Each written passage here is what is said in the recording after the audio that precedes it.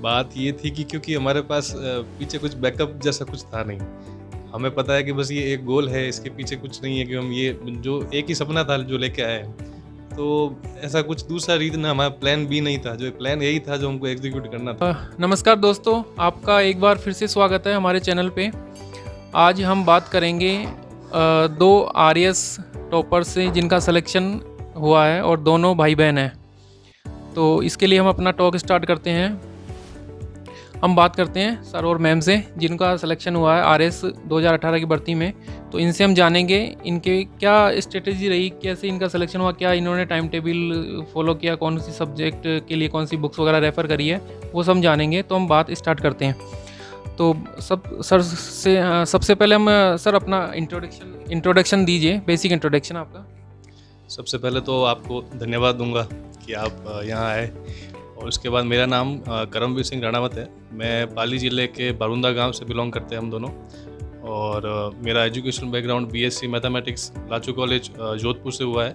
और उसके बाद मैंने 2016 के बाद आरएस की प्रिपरेशन स्टार्ट की है और हम दोनों का ही ये फर्स्ट अटैम्प्ट था। तो उसके बाद मेरी 292 रैंक सिक्योर हुई है और ये मेरे बड़े दीदी है, इनकी 189 रैंक सिक्योर हुई है। दोनों का ही फर्स्ट अटैम्प्ट में सिक्योर हुआ है। बढ़िया बढ़िया। मेरा नाम करिश्मा सिंह राणावत है और बाकी चीज़ें सेम है। स्कूलिंग जो है मेरी जोधपुर से हुई है और कॉलेज में मेरी जैसे बीएससी मैथमेटिक्स से था और 2016 में मैंने प्रिपरेशन स्टार्ट कर दी थी। उसके बाद से बस ये फर्स्ट अटैम्प्ट था जो 2018 में हुआ, फिर अब रिज़ल्ट अब आया है 2021 में। बहुत बढ़िया, मतलब आपने फर्स्ट अटैम्प्ट में भी बहुत अच्छी सक्सेस पाई है, इसके लिए बहुत बहुत बधाइयाँ आपको। तो आपका फैमिली बैकग्राउंड कैसा है कि फैमिली में कौन कौन है और उनका कैसे सपोर्ट रहा? फैमिली सपोर्ट की बात करें तो जैसे फादर फिज़िकल एजुकेशन टीचर है गवर्नमेंट स्कूल कोटा में। तो अगर सबसे शुरू में बात करें तो मम्मी का भी और पापा का, तो मैं हमेशा कहता हूँ कि ये एग्ज़ाम दरअसल हम दो नहीं, हम 4 लोग दे रहे थे। क्योंकि जितनी जैसे हमारा एग्ज़ाम आता उनका भी एग्ज़ाम, जैसे हम यहाँ एग्ज़ाम दे रहे होते तो 3 घंटे का जो ड्यूरेशन होता है, उस ड्यूरेशन में पापा भी मेडिटेशन करते थे और मम्मी इवन जो गीता का पाठ स्टार्ट कर देते। तो इस तरह से ये पूरी फैमिली मिल के ये एग्ज़ाम दे रही थी। तो एक मेंटल सपोर्ट और स्पिरिचुअल सपोर्ट और फाइनेंशियल सपोर्ट भी काफ़ी रहा। तो इस तरह से और इससे पहले देखा जाए तो जैसे नानोसा मेरे नाना जी है, वो भी असिस्टेंट रजिस्ट्रार रहे हैं। तो उनकी जो शेड्यूल है, वर्क शेड्यूल, जैसे काफ़ी योगा प्रैक्टिस हो गया था उनसे, तो उससे भी जैसे मेरा डेली का एक शेड्यूल है कि मैं सुबह उठते ही योगा करना, उससे काफ़ी मेंटल और फिजिकली पीस इतने लंबे टाइम तक सस्टेन करना। क्योंकि हमने 2016 से स्टार्ट की थी, इसका फाइनल रिजल्ट 2021 में आया है, 18 के बाद वैकेंसी है। तो योग का और उनसे जो चीज़ें सीखी है, पापा से जो आध्यात्म की चीज़ें सीखी है, मेडिटेशन वगैरह, उसका काफ़ी रोल रहा फैमिली के साथ। मतलब हमें पढ़ाई के साथ साथ में योगा और स्पिरिचुअलिटी की तरफ भी ध्यान देना होगा, जिससे हमें कंसंट्रेशन बनी रहे और एक है अपने को प्रिपरेशन करने में हेल्प मिले। इसका भी जी बिल्कुल। ये वैसे पर्सन टू पर्सन वेरी करता है। मुझे इंडिविजुअली मुझे लगा ये हेल्पफुल और मेरे लिए किया भी हेल्पफुल। और तो ये पर्सन टू पर्सन वेरी करेगा। अगर आप करते हो तो अच्छी चीज़ है, करना चाहिए इसको। जी बढ़िया। तो आपने दोनों ने प्रिपरेशन जो थी, मतलब ग्रेजुएशन के बाद में आरएस को कब सेलेक्ट किया कि हाँ हमें अब आरएस की तरफ जाना है, और इसकी तरफ अट्रैक्शन कैसा रहा कि आरएस को ही चूज़ किया आपने? वैसे मेरा इंडिविजुअल देखे तो इसके लिए मैं मेरी दीदी को थैंक यू कहूँगा, क्योंकि ये उन्हीं का माइंडसेट था। जब ये शुरू में ये जैसे 12th में इन्होंने मन बनाया था, तो हमें पहले इम्पॉसिबल सा लगता था, क्योंकि जहाँ से हम बिलोंग करते हैं वहाँ थोड़ा क्रेज़ भी कम है और ज़्यादातर लोग सूरत या फिर बाहर महाराष्ट्र वगैरह कमाने में, दुकानें खोलने में ज़्यादा विश्वास रखते हैं। यानी पढ़ने का इतना माहौल नहीं है, स्पेशली एडमिनिस्ट्रेटिव सर्विस का तो बिल्कुल भी नहीं है। तो जब ये शुरू में बात करते थे कि मुझे आरएस का करना है, तो हम लोगों को लगता था अरे ऐसा थोड़ी होता है, ठीक है आप छोटा मोटा कुछ एग्ज़ाम दे दो। तो उस तरह की चीज़ें थी। तो इन्होंने आगे जाके काफ़ी ज़िद की, कम से कम ग्रेजुएशन के बाद एकदम ज़िद की। और फिर हमारे फूफोसा है, उनको बोला कि मुझे बस जाना ही जाना है। फिर पापा से भी ज़िद की, फिर पापा ने लास्ट में हामी भरी और एक बार बोला कि ठीक है मैं भेजता हूँ। फिर यहाँ के इन्होंने स्टार्ट किया। फिर मुझे भी जैसे ही मेरा ग्रेजुएशन कंप्लीट हुआ, तो जैसे यहाँ ये आगे थे, कोचिंग स्टार्ट कर दी थी हमने, स्प्रिंग बोर्ड एकेडमी से हमने कोचिंग किया है। तो फिर 3 महीने बाद मुझे भी यहाँ बुला दिया और हम दोनों ने एक साथ फिर तैयारी शुरू की थी। मतलब आपकी इंस्पिरेशन आपकी दीदी है। तो आपकी इम्प्रेशन क्या है कि आपने कब जब बता रहे हैं कि 12th से ही आपने डिसाइड किया कि आरएस की तरफ जाना है, तो उस टाइम पे ऐसा क्या लगा आपको जो आपको आरएस की तरफ आने का डिसाइड किया? वैसे इसके पीछे एक स्टोरी है जो मैं शेयर करना चाहूँगी। लाइक 12th में जब मेरा रिज़ल्ट आया था तो इतना अच्छा नहीं रहा था, तो उसके बाद ऐसा था कि कोई पापा के फ्रेंड आए थे जो टीचर ही हैं, तो उन्होंने फिर ऐसे बताया, पूछा कि क्या रिज़ल्ट रहा। फिर बोला 8th में इतनी अच्छी थी पढ़ाई में, मेरिट होल्डर थी, उसके बाद धीरे धीरे करके ऐसे कम कैसे हो रहा है, तो अब आप इसको ग्रेजुएशन करवा दो और फिर बीएड करवा देना, फिर टीचर लग जाएगी या फिर शादी करवा देना, आगे करती रहेगी। तो मुझे उस टाइम में ऐसा लगा एक रिज़ल्ट के बेसिस पे कोई कैसे किसी का फ्यूचर डिसाइड कर सकता है। तो उसी टाइम मैंने पापा को बोला कि आप ये तो नहीं हो सकता, आप बताओ कि ये सबसे बड़ा एग्ज़ाम कौन सा है राजस्थान का। तो उन्होंने फिर बोला कि आरएस है, तो कि हाँ बेटा आरएस में लग जाओ फिर। तो मैंने कहा बस ये करते हैं। तो ये वैसे तो सिली रीज़न था, लेकिन उसके बाद जैसे ही आफ्टर ग्रेजुएशन तो थोड़ा सीरियसली लिया मैंने इसको, और जैसे इसकी प्रिपरेशन स्टार्ट की तो धीरे धीरे जब समझ में आने लगा तो फिर लगा कि इससे अपन बहुत ज़्यादा कंट्रीब्यूट कर सकते हैं सोसाइटी को और काफ़ी कुछ चेंज ला सकते हैं। तो वही मेरा मोटिवेशन था कि आप कैसे अपने सराउंडिंग में भी चेंज कर सकते हो। और जैसे मैंने देखा भी ये बनने के बाद काफ़ी सारी वहाँ की गर्ल्स भी काफ़ी मोटिवेट हुई है कि अपन कुछ कर सकते हैं, बाहर जा सकते हैं, पढ़ाई कर सकते हैं। वरना उनको ऐसा लगता है कि नहीं बस यही है कि आफ्टर ग्रेजुएशन शादी कर लो फिर आगे देख लेंगे। तो बस वही चीज़ें थी जो ऐसे मोटिवेशन का कारण थी। मतलब ये हुआ कि जो हम सपना देखते हैं, कुछ भी ड्रीम, अगर अपने ड्रीम स्ट्रॉन्ग है तो हम उसको अचीव कर सकते हैं। बिल्कुल बिल्कुल। फिर फैमिली का कम्प्लीटली सपोर्ट रहा, उन्होंने भी मेरे विजन में बिलीव रखा कि बिल्कुल आप कर सकते हैं और थ्रू आउट सपोर्ट करा। इनफैक्ट ऐसा था कि कुछ लोग ऐसे जैसे पेरेंट्स बोल देते हैं इतना टाइम क्यों लग रहा है, लेकिन हमारे पेरेंट्स ने कभी ऐसा नहीं बोला। इनफैक्ट हमको लग जाता था कि इतना टाइम लग रहा है, लेकिन वो कभी कुछ नहीं बोलते थे, कोई बात नहीं जितना टाइम लग रहा है ले लो, अब वैसे तो होने के लिए कुछ भी नहीं है, तो फिर आप अच्छे से तैयारी करो, पूरा सपोर्ट है हमारी तरफ से। तो वो बहुत ज़्यादा ज़रूरी है अगर फैमिली सपोर्ट है आपके साथ। और इनफैक्ट जैसे ये मेरे साथ था, बहुत लकी हूँ मैं। तो ये तो बड़प्पन है इसका कि मुझे ऐसे बोल रहा है सारा, लेकिन ये काफ़ी ज़्यादा हार्ड वर्किंग है। ये जैसे ऐसा था, यही मेरा इंस्पिरेशन था ड्यूरिंग प्रिपरेशन, जब भी टेस्ट देते थे।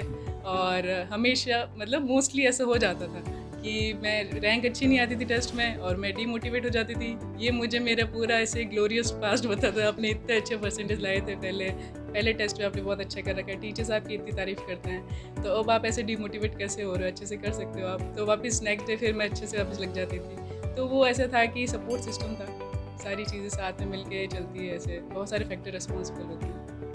मतलब सफलता के लिए एक परिवार का सपोर्ट होना बहुत ज़रूरी है, जो आपको मिला। और आप दोनों भाई बहनों ने एक दूसरे की मदद करी, एक दूसरे का सपोर्ट किया, मतलब जहाँ पे जो कम था उसको मोटिवेट किया। और यही चीज़ें हैं जो एक फैमिली का सपोर्ट जो रहता है आदमी को आगे ले जाने के लिए बहुत मायने रखता है। तो अब आप ये बताइए कि जैसे आपने प्रिपरेशन वगैरह, तो आपका शेड्यूल क्या रहता था, किस तरह फॉलो करते थे सुबह से लेकर शाम तक, तो जिससे और लोगों की मदद मिल सके? जैसे कि हमारा दोनों का सेम रहता था। 5 बजे हम उठते थे, फिर जैसे एक्सरसाइज करते थे, फिर आधा घंटा योगा मेडिटेशन, उसके बाद 8 बजे हमारा फिक्स था कि ब्रेकफास्ट लेके फिर लाइब्रेरी, क्योंकि लाइब्रेरी में ऐसे रूटीन बना रहता है, तो हम दोनों ही लाइब्रेरी जाते थे।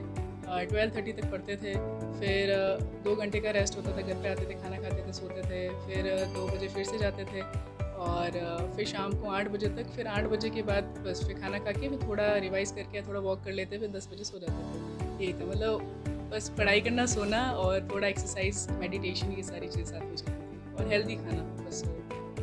मतलब ये है कि हमने को पढ़ाई के साथ साथ में हेल्थ का भी ध्यान रखना है, जिससे अपना अच्छी हेल्थ बनी रहे और हमारा माइंड फ्रेश रहे।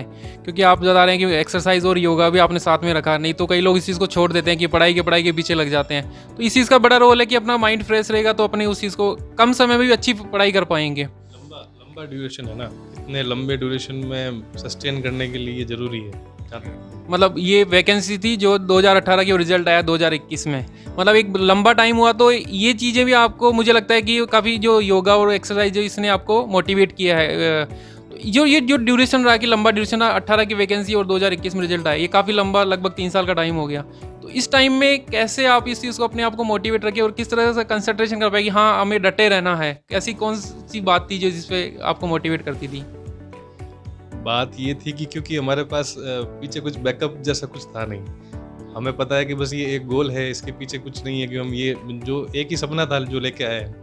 तो ऐसा कुछ दूसरा रीज़न हमारा प्लान बी नहीं था, जो प्लान यही था जो हमको एग्जीक्यूट करना था। तो बस यही सबसे बड़ा मोटिवेशन था कि एक गोल है, उसको अचीव करना है किसी भी हालत में। आज नहीं तो कभी न कभी तो एग्ज़ाम होगा, रिजल्ट आएगा। तो बस वही था, उसके रेगुलर टेस्ट दे रहे थे, रिजल्ट आता था तो कभी रैंक अच्छी आती थी तो वो और मोटिवेट होते थे और अच्छा करने के लिए। तो बस ऐसे ही चलता रहा। आप बुक्स वगैरह कौन सी रेफ़र करते थे प्री और मेंस के लिए? कैसा रहा? कौन-कौन सी बुक्स है उसके बारे में थोड़ा बताइए। क्योंकि हमने स्प्रिंग बोर्ड एकेडमी से कोचिंग लिया तो हमारा ज़्यादातर जो कंटेंट है वो स्प्रिंग बोर्ड एकेडमी वालों ने ही प्रोवाइड करवाया है, जैसे कोचिंग नोट्स, क्लासरूम नोट्स वगैरह। उसके अलावा जैसे राजस्थान अध्ययन की जो 9 to 12 की बुक्स है, फिर जो रेफरेंस बुक्स जैसे लक्ष्मीकांत है ये, और स्पेक्ट्रम इंग्लिश में, ये हमने रेफर की थी। इसके बाद बाकी सब नोट्स था। इसके अलावा हिंदी, जैसे हिंदी रचना और राघव प्रकाश है, इंग्लिश के अंदर नोट्स। और इसके अलावा जो रस्तोगी जो बुक्स आती है वो वाली हमने रेफर की थी। बाकी स्प्रिंग बोर्ड के नोट्स ही थे, जो भी स्प्रिंग था बोर्ड सब के कुछ नोट्स वही थे, था। ज़्यादातर पार्ट वही था, 90% पार्ट स्प्रिंग बोर्ड नोट्स से था। मतलब आपने कोचिंग किया तो उस कोचिंग को रेफ़रेंस लेके चला, उसके मटेरियल को ज़्यादा फॉलो किया है। पूरा फेथ बिलीव बना के रखा हमने एंड तक, आज भी। वही चीज़ है कि अपन किसी चीज़ को फॉलो कर रहे हैं या किसी भी चीज़ के लिए उस पे फेथ रखते हैं तो उस चीज़ से वहाँ पे अपने को रिजल्ट भी मिलता है। उतनी ज़्यादा आपकी ग्रेस्पिंग पावर भी बढ़ती है। आप जितना फेथ रखोगे उतनी ज़्यादा आप उस चीज़ों को कैप्चर कर पाओगे। लॉ ऑफ अट्रैक्शन भी काम करता है, जिसका तरफ अपना अट्रैक्शन होता है वो हमें मिलती भी है। बिल्कुल बिल्कुल यही सही है। ये रहा आपका चीज़ें। और अब ये बताइए कि जैसे ये एग्ज़ाम है 3 चरणों में होता है, कि प्री होता है, मेंस होता है, बाद में इंटरव्यू रहता है। तो इसमें कौन से वाला पार्ट सबसे ज़्यादा इंपॉर्टेंट है? प्री में तो जस्ट क्वालिफाई करना होता है कि हमने को मेंस में के लिए क्वालिफाई। मेंस और इंटरव्यू में दोनों में से किस चीज़ का वेटेज किस तरह रहता है, कि किस पे ज़्यादा अपने को ध्यान देना चाहिए? वैसे इंटरव्यू के बारे में तो कहा जाता है कि इसकी कोई अलग से तैयारी नहीं होती है। ये जिस दिन से आप शुरू करते हैं वो इंटरव्यू का ही पार्ट है, वही चीज़ें आती है, बस पर्सनैलिटी डेवलपमेंट की चीज़ें हैं। मेन जो, जैसा कि इसका नाम से पता चल रहा है मेंस, तो यही मेंस है। जो मेन एग्ज़ाम ही अगर आपको रिटर्न में अच्छा स्कोर है तो आप एंड तक जो है सस्टेन और अच्छी रैंक के साथ क्वालिफाई करेंगे। तो इसका मेन यही है रिटर्न में। यही वजह है कि काफ़ी लोग इसमें नहीं कर पाते, क्योंकि 2 दिन का एग्ज़ाम ड्यूरेशन होता है लगातार, मतलब 2 स्लॉट में चलता है ये एग्ज़ाम, तो 12 घंटे पेपर लिखना होता है। तो ये इसमें थोड़ा सा काफ़ी बच्चे होते हैं, इसलिए जो इसमें हिम्मत नहीं जुटा पाते हैं, जैसे कुछ स्पेशली रूरल बैकग्राउंड से, तो उनको लगता है कहीं ना कहीं जिसकी हैंड राइटिंग सही नहीं है, किसी की ग्रामेटिकल मिस्टेक है। तो वो, जैसे मेरा पर्सनली बताता हूँ मैं जब ने शुरू किया था 2016 में, तो न तो मेरी हैंड राइटिंग इतनी ज़्यादा कोई अच्छी थी, नहीं थोड़ा बहुत ठीक है काम, लेकिन धीरे धीरे 2018 में वैकेंसी आई तो वहाँ तक काफ़ी इम्प्रूव कर लिया था। और मेंस में जो हैंड राइटिंग हुई ना, मैं खुद सेटिस्फाई था कि काफ़ी अच्छा इम्प्रूवमेंट मैं खुद लेके आया था। तो जहाँ तक इन तीनों चरणों की बात है, तो प्रीलिम्स जैसा आपने कहा कि ये स्क्रीनिंग टेस्ट है जस्ट, तो मेंस जो है पूरा का पूरा फोकस में जो 4 पेपर होते हैं मेंस का, तो मेंस इसका जो मेन है रिटन एग्जाम ही। तो जो मेंस के लिए प्रिपरेशन जो करते हैं उसमें मेन ये डिस्क्रिप्टिव है, पूरा आंसर लिखना होता है। तो उसमें आप थोड़ा सा जो अभी प्रिपरेशन वगैरह कर रहे हैं उनको किस तरह गाइड करना चाहेंगे कि वो किस तरह मेंस की तैयारी करें, उसको ज़्यादा फ़ायदा मिले? अभी तो जैसे प्री एग्ज़ाम है तो फ़िलहाल तो 1 महीने उसी पे फोकस करना चाहिए। उसके बाद फिर जैसे टेस्ट सीरीज़ बहुत हेल्प करती है, जैसे हमने भी स्प्रिंग बोर्ड की टेस्ट सीरीज़ ज्वाइन कर रखी थी, तो और वो जैसा उनका शेड्यूल था उसके अकॉर्डिंग ही हम चलते थे। तो 6 डेज़ स्टडी होती थी, 7 डे हमको जो संडे टू संडे टेस्ट होते थे, तो टेस्ट देते थे। फिर बाद में उसमें जो क्या इम्प्रूवमेंट करना है उसको देखते थे, कहाँ प्रॉब्लम रह गई है, फिर डिस्कस करते थे। तो वो चीज़ें होती है, टेस्ट देने से सारी चीज़ें जो भी आपकी कमियाँ होती है वो पता चलने लग जाती है, कहाँ कमी रह गई है। तो वो सबसे ज़्यादा इंपॉर्टेंट है, टेस्ट देना। आफ्टर टेस्ट एनालिसिस भी करना उसका, सिर्फ टेस्ट देना नहीं, उसको एनालिसिस करना। जैसे हम सब डिस्कस भी करते थे, पूरा ग्रुप था तो 3-4 लोगों जैसे था, तो उसमें हम सब डिस्कस करते थे कि और क्या ऐड किया जा सकता है, तो वो सब चलता था। मतलब ग्रुप स्टडी का बड़ा रोल है इसके लिए। इसमें ज़्यादा ऐसे रहता है कि मैं इसमें जैसे सबकी राइटिंग स्किल अलग अलग होती है, तो अगर आपको एक ग्रुप मिल रहा है तो बहुत अच्छी बात है। तो जैसे हम 2 भी थे तो हम भी एक दूसरे का आंसर चेक करते थे, किसका ज़्यादा अच्छा है, किस में ज़्यादा मार्क्स मिले और क्या एक्स्ट्रा ऐड किया है, तो वो चीज़ काफ़ी हेल्पफुल रही। मेन तो प्रेजेंटेशन एग्जामिनेशन हॉल का है, वो आपको नहीं जानता एग्जामिनर। तो उस हॉल में आप कैसे मैनेज कर रहे हो वो चीज़ें आपको यहीं टेस्ट में ही पता चलती है। टेस्ट बहुत ज़्यादा जरूरी है मेंस में स्पेशली। आप एक ग्रामीण परिवेश से आते हैं और आप एक बहुत बड़ी राजस्थान की सबसे बड़ी सर्विस को ज्वाइन करने वाले हैं। तो आप सोसाइटी को किस तरह सर्व करना चाहेंगे कि आपने या कुछ डिसाइड कर रखा कि हाँ मैं इस तरह सोसाइटी को देना चाहूँगा, या रूरल के लिए हिसाब से किस तरह डिसाइड है? क्योंकि कहते हैं ना कि भारत तो गाँव में बसता है ना, तो उसके लिए कैसा आपकी कुछ प्लानिंग रहेगी या क्या है, थोड़ा सा उसके बारे में बता पाएँ तो? स्पेशली क्योंकि हम रूरल बैकग्राउंड से है, तो वहाँ हमने जैसे ही हमारा सिलेक्शन हुआ तो काफ़ी लोगों का ये कहना था कि अब क्योंकि वो जैसे अब गवर्नमेंट ऑफिसेस में जाते हैं तो उनको थोड़ा डर सा रहता है कि पता नहीं हमसे कैसे बात करेंगे, हम क्या बोलेंगे वहाँ वगैरह। तो उनका ये कहना था कि अब हम थोड़े कॉन्फिडेंट हैं कि अब कोई हमारे बच्चे भी वहाँ है। तो जब तो उनमें वो चीज़ अच्छी थी सुनने के लिए कि जो भी आ रहा था क्या कहते हमको अब थोड़ा कॉन्फिडेंस हुआ कि अब हमारे गांव से भी बच्चे इन ऑफिसेज में पहुँचे तो हम अब एक कॉन्फिडेंस के साथ एक बात रख पाएंगे। तो बस यही है कि उनकी जो उम्मीदें है, जो वो जिस सर्विस के लिए हम आए हैं तो उसके लिए ग्राउंड पर एक फील्ड में अच्छा काम कर पाए और फील्ड में ज़्यादा से ज़्यादा लोगों से उनका जो डर है ऑफिस के प्रति वो ख़त्म करके उनसे जितना हो सके हम अपना कंट्रीब्यूट करेंगे, 100% देंगे फील्ड के अंदर। मेरा अब जैसे स्पेशली वुमेन के लिए रहेगा कि उनका एजुकेशन के लिए और वो एम्पावरमेंट के लिए कि फाइनेंशियली इंडिपेंडेंट हो, इस चीज़ पे ज़्यादा कि उन्हें और ऐसे मोटिवेट करूँ और स्पेशली अब जैसे जहाँ भी पोस्टिंग होगी वहाँ अपने बेस्ट दूँ। ये मेरा रहेगा कि अपनी तरफ से जो अपन कंट्रीब्यूट कर पाएँ सोसाइटी को, बस यही रहेगा। बहुत बहुत बढ़िया आपने हमारे साथ टाइम दिया, और आप दोनों ने मिलके भाई बहनों ने एक वो लेवल अचीव किया जो लोगों का ड्रीम होता है, और आपने जो सपना देखा उस सपने को पूरा किया है और अपने लिए पूरा किया और अपनी फैमिली के लिए पूरा किया। तो उसके लिए आपको अगेन बहुत बहुत बधाइयाँ और आगे की जो सर्विस वगैरह के लिए बहुत बहुत शुभकामनाएँ। तो ये थे हमारे साथ RS टॉपर सेलेक्टेड भाई बहन, कैसे इन्होंने साथ में रह के स्टडी की और किस तरह एक मुकाम पाया, तो हमने इनसे जाना। तो आप भी इस तरह अपने ड्रीम्स को, अगर आप ड्रीम देखते हैं और उस सपने को पूरा कर सकते हैं, अगर आप सच्चा आपका सपना स्ट्रॉन्ग है तो। Thank you.